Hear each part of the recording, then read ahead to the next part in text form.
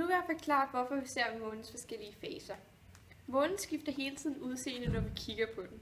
Nogle gange kan vi kun se en lille del af den, mens andre gange kan vi se hele måneskiven, altså når det er fuldmåne. At månen hele tiden skifter udseende skyldes, at vi kun kan se den del, solen lyser på. Som man kan se på figuren, vil der altid være lys på den halvdel af månen, der vender mod solen. Men det er ikke altid, at vi fra jorden kan se det her område. Som man kan se her, så er den lyse del af månerne den del, hvor solen altid skinner på. Månen roterer omkring jorden, og derfor ændres den del, vi kan se hele tiden. Man siger, at månen har 4 forskellige faser. Der er først nymåne.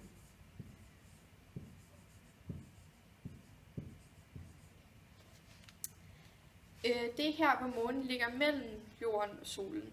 Vi kan ikke se månen i den her fase, da månens mørke side står vinkelret på jorden. Så man kan se, så er den helt mørk. Og den mørke side, som kan ses her, vender derfor mod jorden. Den næste fase, det er tiltagende.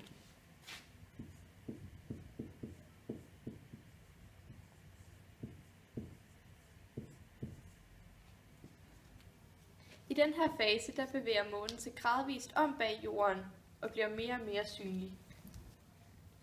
Den næste fase er fuldmåne.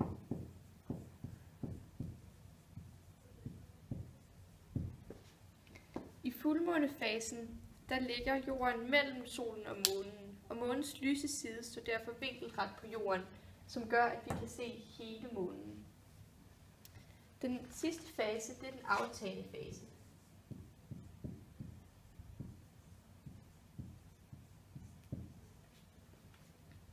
I den her fase bevæger månen sig gradvist om foran solen igen og bliver derfor mindre og mindre synlig.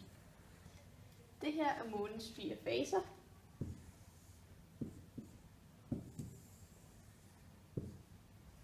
Og det er så forklaringen på, hvorfor vi ser de forskellige faser. Okay. Vi har om solformørkelse. Og som I kan se, så ser det sådan her ud, at vi har solen herude til højre, og så har vi jorden. Og normalt der vil der jo bare stå sol direkte ned på os på jorden, og derfor vil der ikke være solformørkelse. Men når der som sagt sker en solformørkelse, er det fordi, at månen kommer kørende rundt, kan man sige, i sin bane. Og derfor vi går ind og blokerer solens bane til jorden, og derfor vil lige så meget mængde af solen ikke kunne komme. Vi kan tegne her. Der vil solens stråler som regel pege ind på jorden, og normalt går direkte videre til os, men da månen nu er kommet i sin bane og blokerer solen, eller blokerer vejen mellem solen og jorden, så vil der komme en lille afspejling, kan man sige, der hedder kerneskyggen. Og det er som sagt, at det er den skygge, der sådan bliver reflekteret videre, kan man sige. Så det eneste, vi får, og derfor at der sker en solformørkelse. Og man kan sige, at en total solformørkelse, det er, når hele skiven går ind og blokerer, eller når hele månen går ind og blokerer solskiven, og derfor gør, at vi overhovedet ikke kan se noget af solen, og derfor ender ud i, at vi får en total solformørkelse. Så for at riste det sidste op, er, at en solformørkelse, det er, fordi månen er gået ind og blokeret solens vej til jorden, hvilket der gør, at vi kun får en kerneskygge på jorden, som vi kan se, og en total solformørkelse er, når hele solskiven bliver dækket af månen, og derfor gør, at vi enten sol kan se. Og det er en total solformørkelse. En måneformørkelse sker omkring 2 gange om året, og det sker kun, når der er fuldmåne. En total måneformørkelse sker, når månen glider igennem jordens kerneskygge, som ligger rundt om jorden her. Jorden skygger for solens stråler, så den ikke kan komme hen til månen.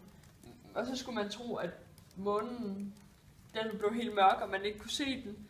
Men det kan man så alligevel, fordi månen får en kopperagtig rød glød, og det gør den, fordi at det lys, som passerer fra solen af, passerer tæt på jorden, og så afbøjes som en prisme under passagen i vores atmosfære. Månen bliver rød, fordi der sker en filtrering af sollyset, og jorden blokerer og spreder de kortbølgede blålige stråler. Og da det langbølgede røde lys har lettere ved at passere jorden, kommer månen så til at blive rød. Det er derfor, vi kan se den flotte røde farve ved en måneformørkelse.